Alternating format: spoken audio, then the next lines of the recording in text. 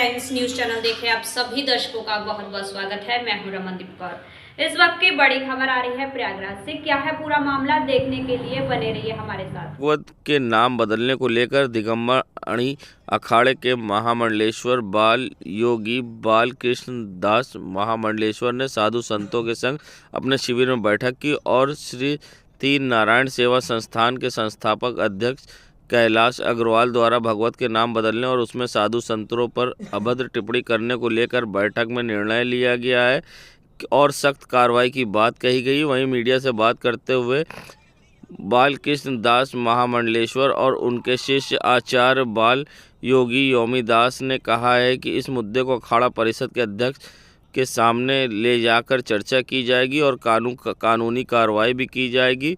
अगर ऐसे में पहले भी साधु संत इस तरह के मुद्दों पर चर्चा कर चुके हैं और कार्रवाई कर चुके हैं, अगर ये किताब वापस नहीं ली गई और इसे रद्द नहीं किया गया तो एक बड़ा इस पे संत सम्मेलन करके इसमें कार्रवाई की जाएगी। और क्या कुछ कहा है आइए दिखाते हैं आपको। धर्म के लिए बहुत बड़ा धक्का है, क्यों कि मीराबाई और संतों ने संत सती और सूरमा इसी के भरोसे संसार चल रहा है। यदि इसका कोई विरोध करता है तो उसको खुल करके विरोध करेंगे और उसको बिल्कुल यहाँ से निष्कासित करेंगे। ये किताब लिखने वाला अपना नारायण सेवा संस्थान कौन, कैलाश माधव।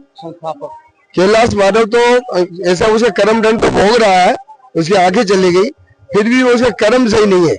कर्म सही नहीं है तो उसके बेटे में और बेटी में बहुत बड़ा विरोध छिड़ा हुआ है। उसके बाद भी इनका खंडन मंडन जो कर रहा है, जो अपना गीता जी का, भागवत का, रामायण का, फिर संतों का, क्यों जब जब संतों का किसी ने विरोध किया है तो उसका अंत आ गया। तो वो अंत जो आ जाता है तभी वो ऐसा शब्द उच्चारण करते हैं। तो इसके लिए संत समाज पूरा साथ में है और इसका जल्दी से जल्दी 10 तारीख तक इसका विरोध किया जाएगा और 10 तारीख को बहुत बड़ा आंदोलन करेंगे, ये फिक्स है। क्योंकि हाँ, शिविर के लिए भी अखाड़े में ही होगा। अखाड़ा दिगंबर अनी अखाड़ा में चतुर संप्रदाय तीनों अनी सब रहेंगे, वहीं पर होगा इसका विरोध, यहाँ नहीं करेंगे। हमारा परिचय है बाल योगी बालकृष्ण महामंडलेश्वर बाल योगी बालकृष्ण दास, जो प्राचीन हनुमानगिरी पुष्कर का रामचंद्र गोपाल नगर खालसा के नाम से यहाँ संत सेवा, अखंड कीर्तन और नाम अर्चा महोत्सव एवं संत महात्माओं की सेवा। देखिए, मामला यह है कि राजस्थान का एक बहुत बड़ा संस्थान है जिसके पास धन बल भी है और वो पद्मश्री से भी वो सम्मानित किया गया है उसको, और वो धन बल से और राजनीतिक प्रतिष्ठा से संपन्न है। तो उसने एक पुस्तक लिखी जिसका नाम रखा श्रीमद् भागवत सेवा महापुराण अमृतम, जबकि ये नाम कोई भी लिख नहीं सकता क्योंकि भगवान का मूल ग्रंथ है भगवान व्यास का, जिसका नाम है श्रीमद् भागवत। तो उसके साथ कोई छेड़छाड़ नहीं कर सकता। दूसरा, संतों को उसने आतंकवादी बताया, भांड बताया। मां मीरा के साथ में एक अमर्यादित, बेहद ही आपत्तिजनक टिप्पणी, अड़क सड़क शारीरिक संबंध, इस तरह की झूठी कहानी कथाएं जिनका सत्य तथ्य से और इतिहास से कोई संबंध नहीं है, इस तरह की बातों का लिखना, और साथ में ग्रंथों को फाड़ना, शास्त्रों को फाड़ना और उन्हें अपमानित करना, ये एक बहुत बड़ी चिंता का विषय और ये बहुत बड़ी बात है। तो आज संत समाज के सामने इस बात को हमने रखा है। अब जैसा कि महाराज श्री ने अभी कहा था कि तीनों अणी, दिगंबर अखाड़ा और चतुर संप्रदाय मिलकर के इसकी बैठक होगी और उस बैठक के अंदर में सभी संतों ने विरोध जता दिया और साथ हैं, और फिर वो बड़ी बैठक में इसका फैसला लेंगे, निर्णय करेंगे कि उन्हें ऐसे व्यक्तियों के साथ क्या करना है। अभी आपको पूर्व में पता होगा, थोड़े दिन, अभी कुछ ही दिन हुए हैं, किन्नर अखाड़े के एक विषय पे कार्रवाई की गई थी। तो कुछ इस तरह के लोग जो संतों के साथ छल करके और धन बल से आ जाते हैं और पहले पाखंड कर जाते हैं, दिखावा कर जाते हैं कि वो सेवा करेंगे, लेकिन जब ऐसा नहीं करते और फिर वो ऐसी चीजें करते हैं तो उनके ऊपर अवश्य कार्रवाई होगी और ये कार्रवाई की जाएगी संत समाज के ऊपर, और भगवान रामचंद्र के न्याय पे हमें पूरा विश्वास है।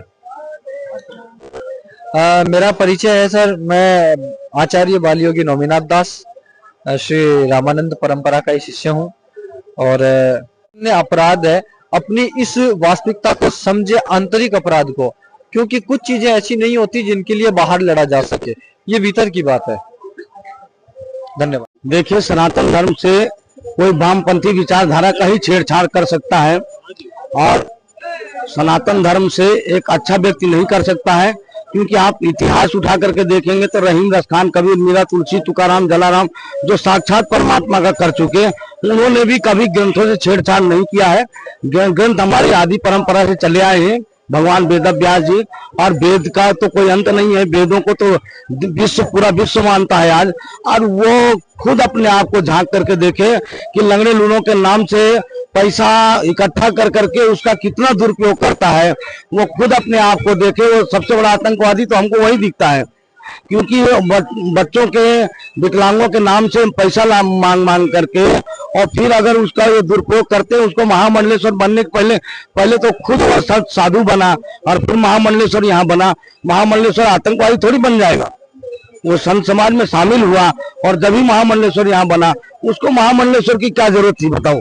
सबसे पहली बात तो यह, उससे ही प्रश्न है कि अगर उसको साधुओं से इतनी नफरत थी तो फिर उसको महामंडलेश्वर बनने की यहाँ क्या जरूरत थी, यहाँ आने की क्या जरूरत थी संतों में।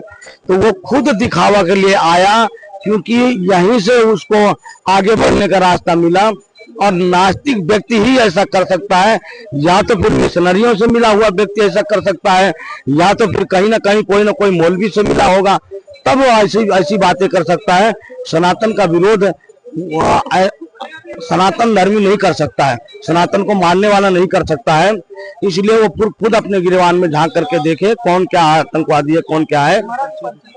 परिचय हमारा है महामंडलेश्वर ओमकार दास, श्री सनकादिक दिसंबर लोग खालसा, और हम खाटू श्याम राजस्थान में रहते हैं, खाटू श्याम के पास में। मौनी अमावस्या स्नान पर्व पर जहां हुई भगदड़ के बाद कई लोगों को अपनी जान गंवानी पड़ी तो कई लोग घायल हुए। तो ऐसे में यूथ आर्मी एनजीओ ऑर्गेनाइजेशन की ओर से पत्थर गिरिजाघर से सुभाष चौराहे तक कैंडल मार्च निकाला गया, जहां श्रद्धालुओं को अपनी जान गंवानी पड़ी, उसको लेकर अब यहां पर श्रद्धांजलि सभा की गई।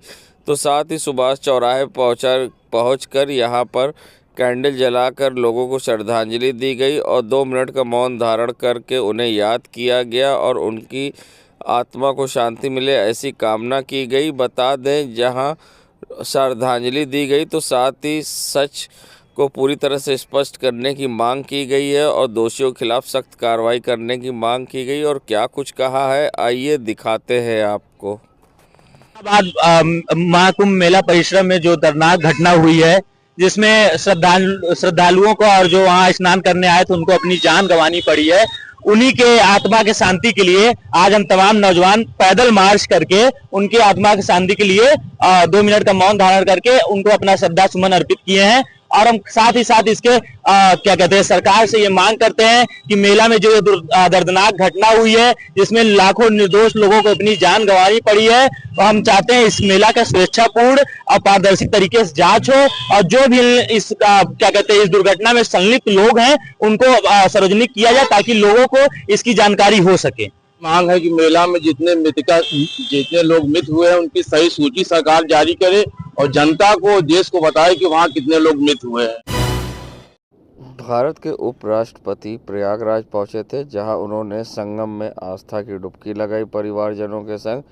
तो ऐसे में मुख्यमंत्री और उनके आस्था की डुबकी लगाने तक लोगों से जानकारी वो लेते रहे। और क्या कुछ कहना था उपराष्ट्रपति का इस पूरे मामले पर, आइए दिखाते हैं आपको। ऐतिहासिक, आज तक पृथ्वी पर इतने करोड़ों लोगों का संगम नहीं हुआ है और जो उत्कृष्ट व्यवस्था है, जो प्रशासन ने कार्य किया है, मैं अभिभूत हूँ। कभी कल्पना नहीं की थी कि भारतवर्ष में इस प्रकार का आयोजन होगा। हर स्तर के ऊपर प्रशासन ने और माननीय मुख्यमंत्री जी ने जो चमत्कारिक करिश्मा दिखाया है। एक हादसा हुआ, पर अंदाजा लगाइए कितनी त्वरित गति से, किस गति से हर मामले को हैंडल किया गया। और आज तक दुनिया अचंभित हो जाएगी ये जानकर, अमेरिका की जितनी पॉपुलेशन है उतने लोगों का तो आगमन हो चुका है यहाँ पर। मेरे से कोई भी ऐसा नहीं मिला है जिसने ये नहीं कहा हो कि हमने सोचा नहीं था कि कोई व्यक्ति धरती पर ऐसा कर पाएगा। मैं माननीय मुख्यमंत्री जी योगी आदित्यनाथ जी को साधुवाद का पात्र मानता हूं कि उन्होंने जो आयोजन किया है वो दुनिया के इतिहास में रचित हो गया है। मैं अपील करूंगा, मार्मिक अपील, मीडिया उन पहलों को देखे। अंदाजा लगाने से लोग चूकते नहीं हैं। 1 लाख से ज्यादा तो टॉयलेट है। टॉयलेट की क्वालिटी कैसी है, लोगों को भोजन कैसे मिल रहा है, प्रशासनिक व्यवस्था कितनी अच्छी है। मैं मेरे जीवन का यह सबसे सुखद पल मान रहा हूं। और जो मैंने डुबकी लगाई, मुझे एहसास हो गया कि भारत जैसा देश दुनिया में कोई नहीं है। और आपका जो योगदान है योगी जी का, ये परिभाषित करता है कि लगन हो, योग्यता हो, सांस्कृतिक का ज्ञान हो और देश सेवा मन में हो तो करिश्माई कार्य होता है। आज पहुंचे मुख्यमंत्री योगी आदित्यनाथ ने जहां मौनी अमावस्या के दिन हुई भगदड़ में कई श्रद्धालुओं की जान गई थी और घायल हुए थे, उस जगह का स्थलीय निरीक्षण किया। उनके संग जहां मुख्य सचिव और अन्य अधिकारी मौजूद थे। मेला अधिकारी विजय किरण आनंद ने उन्हें पूरी तरह से ब्रीफ किया और साथ ही पुलिस के आला अधिकारी भी वहां मौजूद थे, जिसके बाद वे अस्पताल पहुंचे और लोगों से उनका हाल जाना और उनकी तकलीफ़ों को समझा और साथ ही अधिकारियों को आवश्यक दिशा निर्देश दिए कि किसी प्रकार की समस्या न हो। उनके इलाज से लेकर उनके घर तक जाने की सारी व्यवस्था सरकार के द्वारा कराई जाए। और मुख्यमंत्री ने किस तरह से हाल जाना लोगों से, आइए वो भी दिखाते हैं आपको हम। भी चोट आई है, ठीक है, तो कहाँ पे इनका चोट? कोले की हड्डी। ओहो, परिवार के लोग हैं यहाँ पे? परिवार के लोग आते देख रहे हैं ना? दवा वगैरह हो रहा है ना? आप घबरा मत, सब ठीक हो जाएगी, मई चिंता मत। महाकुंभ 2025 में जहां भव्य दिव्य तरीके से हर कोई साक्षी बन रहा है, तो मुख्यमंत्री योगी आदित्यनाथ ने विश्व के 73 देशों से 100 से अधिक राजनयिकों संग शनिवार शाम संवाद किया। महाकुंभ नगर स्थित पुलिस लाइन में आयोजित कार्यक्रम के दौरान सीएम ने विदेशी राजनयिकों को महाकुंभ और प्रयागराज के महत्व से परिचित कराया। उन्होंने कहा कि भारत के अधिकांश तीर्थ गंगा तट पर ही स्थित है। उन्होंने कहा कि उत्तर प्रदेश में स्पिरिचुअल टूरिज्म में असीम संभावनाएं हैं। उन्होंने राजनयिकों का प्रयागराज में स्वागत करते हुए कहा कि सभी की यात्रा निश्चित रूप से स्मरणीय साबित होगी। उत्तर देशों से 100 से अधिक आए राजनयिकों ने संगम में आस्था की डुबकी लगाई और यहां पर सेल्फी पॉइंट पर सेल्फी लिया और एक अनोखे एहसास का उन्होंने अनुभव किया। देश दुनिया की खबरों के लिए world media times news channel को सब्सक्राइब करें।